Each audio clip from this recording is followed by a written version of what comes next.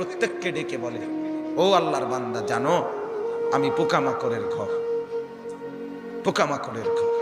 তুমি তো সেই বান্দা যে একটা মশা কানের পাশ দিয়ে উড়ে গেলে তোমার ঘুম বন্ধ হয়ে যায়, চোখ মিলে যায়।